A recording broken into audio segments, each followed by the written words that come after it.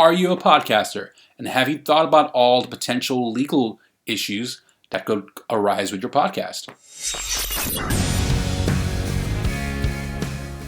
This month I am taking a course called Advanced Entertainment Law for the Entertainment Business Master's Program at Full Sail University.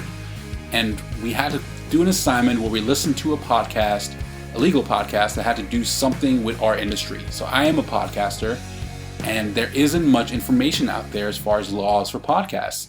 So the instructor suggested this podcast called Entertainment Law Update as a potential resource we could use.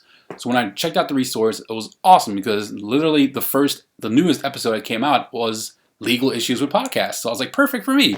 So here are 3 things that I want to share from that episode. So number 1, podcasting is a very new media. So there isn't much information out there yet on the laws and legal issues that could come up with podcasting.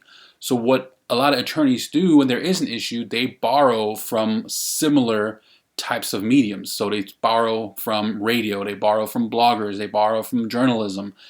And the other big question to be answered here is still, are podcasters protected like journalists are protected under the First Amendment right? Is there the right of free press and free speech for podcasters if they have an opinionated podcast? So there's a lot of things to still consider when it comes to the laws of podcasting. So I want to encourage you guys to be knowledgeable on the laws of broadcasting for now, because that's where the information is being borrowed until stuff comes up for podcasting. It seems like there needs to be an organization that protects podcasters and all the rights there is with podcasting.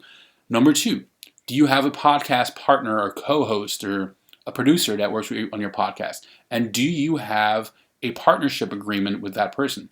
So a lot of podcasters start out as hobbyists, as they mentioned in this episode. And I'll have a link to this episode in the notes, by the way, in case someone wants to check it out. But a lot of podcasters are hobbyists, and they're doing it for fun. And then sometimes the audience might grow and it turns into a real thing and something that can become a business and has sponsors and everything.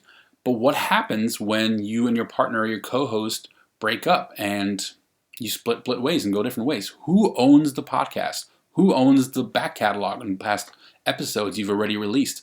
So it's really important, something that most podcasters don't do, to have some kind of podcast partnership agreement. So what happens if there is an issue? How does that get resolved? What happens if the partners break up? And who owns the copyright? Who's registered under the copyright? So most podcasts don't even register the copyright of their podcast episodes. So those are 2 really important things that they discussed in this episode I listened to that podcasters should do and consider. Number 3, do your guests sign a release form to be a guest on your podcast?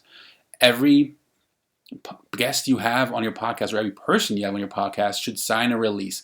And the cool thing is, so if you go to the link in the notes below and listen to this episode, they actually provide a link to a free release form. So thank you to the people that made this podcast, because now I have a release form I can use for my guests, which is awesome.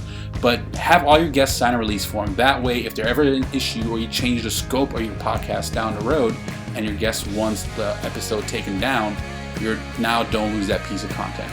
So there's 3 pieces of advice. There's much, much more great valuable information in that episode that I listened from Entertainment Law Update. So check it out. I have it in the link in the notes below. And thank you for listening.